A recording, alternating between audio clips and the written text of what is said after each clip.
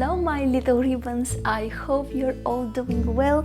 Yana here with a flip through of my latest junk journal creation. This book is by far the hardest junk journal project I've ever completed.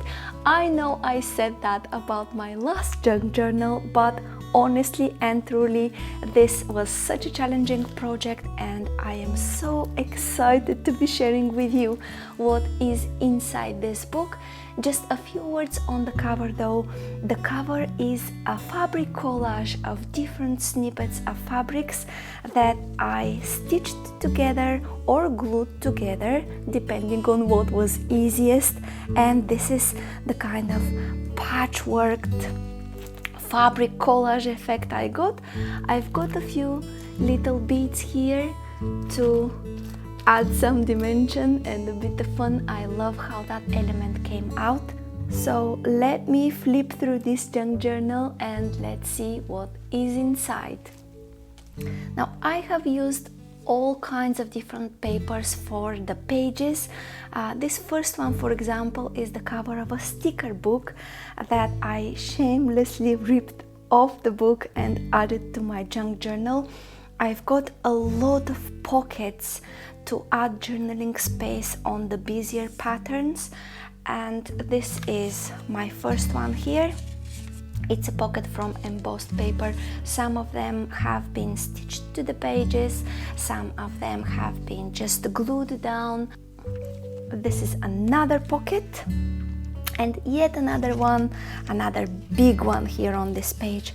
This journaling card I created in a video together with many others, just to give me some variety of junk journal ephemera that I could use whenever I wanted.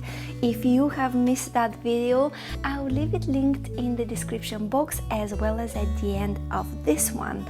So this was not meant to be a pocket, it was meant to be a journaling card, but I changed the purpose of it because I saw it was a better fit for this journal. I've got some plain writing paper here and a printable of a vintage label, and then a variety of pages that I could use to either journal on or collage on. I've got a lot of music sheet pages with pockets. I feel this is an easy contrast to manage with patterned paper because most of them look great against the music sheets. Over here I've got this botanical card flip out, and I've attached it to coffee stained print paper that I decorated with some acrylic paint through a stencil. Moving on, I've got some journaling space here on this vintage card. It is a digital download. And then I've got some more plain space for journaling with a little floral tab here at the bottom. Some more music sheets and more pockets. I hope I have kept a good balance between patterned papers, decorations and journaling spaces, but where I failed to do so, I've added lots of hidden tuck spots and pockets to add some journaling cards and extend that journaling space.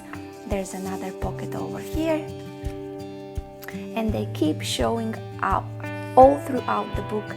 This card is another one I made. It is actually an envelope and you can tuck things inside, but the back side, the flip, has been stitched in the middle so that it's a double tuck spot. It works like that.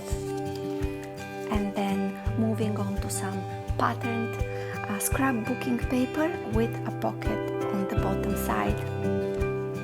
Then I've got this beautiful illustration from a children's book.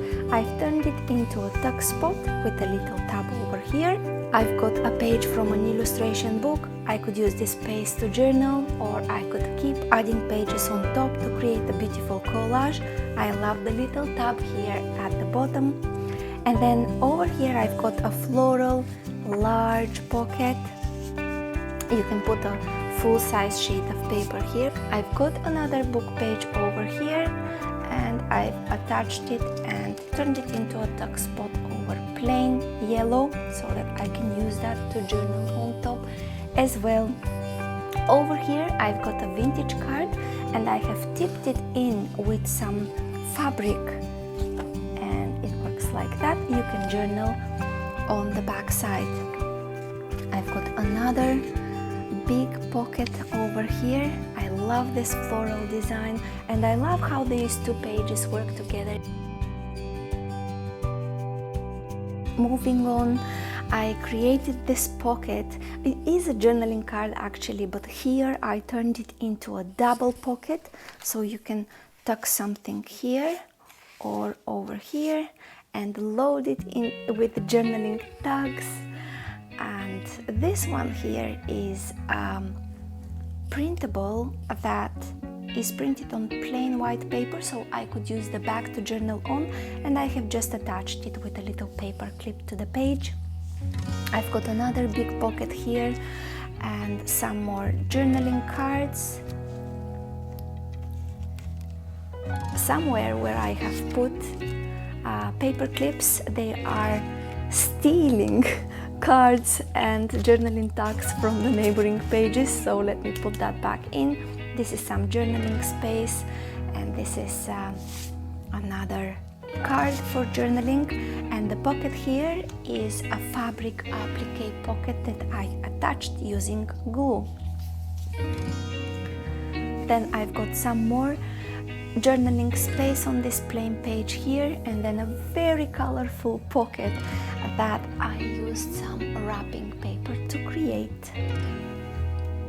Moving on, that same pocket over music paper this time, and then I've got this big deep pocket here that can be the home of some secretive journaling. Over here there is another illustration from a book. You guessed it, it is a tuck spot, and if you pull on this tab over on this side, that is an illustration from an art book that flips out, and this here is another pocket as well. Moving on, I've got a digital download just for decoration over on this page, and I can then tip in different journaling cards, journaling tags, and I've got some plain journaling space here with a little belt that can help attach something to this page. Over here there is a pocket and another deep pocket for secretive journaling here, a smaller one using some scrapbooking paper. And then over on this side I've got this beautiful illustration which I have tipped in onto the page using a fabric strip and some fabric glue. Over here there is some space for journaling and a space for a little note on the back of this signature. Moving on, I've got my, what is it? It's my fourth signature here. There are 6 signatures in total in this book. So this one starts with a double tuck space, and I've used vintage printable, no, a printable of a vintage postcard to create this double tuck spot here. I've got some plain space for writing, another deep pocket, and here I have attached some pages and papers and cards that I would like to use for journaling. Over at this side I've got some more music sheet, but this one, it's even got a tear here, if you can see. It was so thin and fragile that I reinforced the base with some washi tape to help it stay together. Over here on this page, this is my journaling card that I created, which is also a pocket, and it goes here on this bigger pocket. I've got another pocket that is an upside down pocket this time, where you can tuck things this way, and I've got a journaling card there. Another beautiful illustration from an art book, then some more music sheets. I love these music sheets and the way they make a beautiful background for collage, almost all type of collage. It could be patterns, it could be color, it could be plain papers or more cream colors. They work for everything. over here on this side I've got a fabric flip out, fabric on the outside and a journaling card on the inside, and then another journaling card. This is a vintage postcard, some more of these cardstock that has got a deep pocket over here at this side, some more journaling space, and on the back of the signature I've got a tuck spot here with a beautiful floral illustration. This is a double-sided card actually. You can pick and choose which side you want to show depending on the mood. Let me put it back there. So moving on to the fifth signature, it starts with a fabric flip out, and the fabric flip out has been backed with some cardstock that I can journal on top of. Moving on, I've got this journaling card that I created, which I turned into a tuck spot here actually. And no, so this side is not a tuck spot, only the back side. And then we've got another one over here, some scrapbooking paper, which is a great design because you can actually journal on top. It's not a heavy pattern like this one, for example, so I have kept it bare. And then I've paired this with a pocket where I could tuck this beautiful card for journaling. Then I've got some more music sheets, some patterned paper with a large tuck spot over here. Can go like that. And then here on the next page it is a little collage that I have stitched the sides of. It's not a pocket this time, but these papers I used are quite thick, so the glues were struggling to keep them together. When you add a bit of stitching, that solves that problem. I've got a beautiful illustration here from an art book and another little tuck spot here. And then another tuck spot over here at the bottom. Like that. Then over here on this page, this is the sweetest page. I've got a paper doll and I created this tiny little belt to hold her in place, and over here on this side with this paper clip I am holding her outfits, her little cute outfits. I just love that. They are not good for journaling onto probably, but they're just so pretty. I had to keep them in this book. Here on the next page, I've tipped in a postcard, a vintage postcard that I could use for journaling. And over here on this side is some plain space for journaling and a tuck spot for a tag or journaling cards. And the back of this signature has got this little floral tab, also this beautiful botanical illustration, and when you flip that out you can add some secretive journaling underneath. So that was the end of signature number 5. Now for the last signature, it starts with this. It's purely a cover. It hasn't got anything functional on it, but I can come back on and add collage or tip-in cards and definitely extend the journaling space on that one. There's a pocket over here, a little paper doily that I just love the look of. I don't think it's good for journaling because it's really thin paper, but maybe I can add some sentiments or a writing with pencils maybe. I need to try that out. Over here on this end, I've got this floral tab that keeps a flip out attached to the page. This is embossed paper, and underneath you can hide some secretive messages.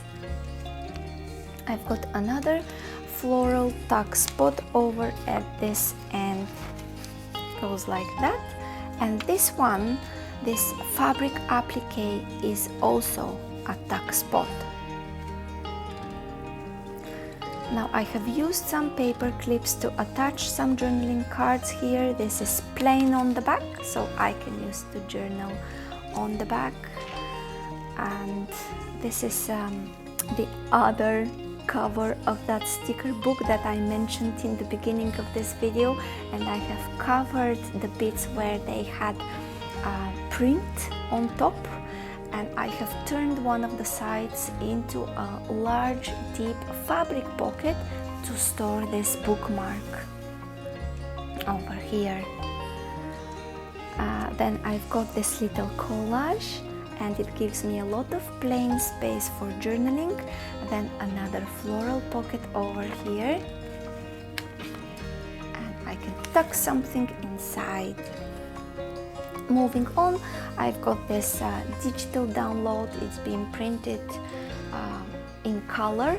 So another way you can do this is if you coffee stain some printing paper, and then you can print black and white on top, and it will still look vintage, but this one has been printed in color.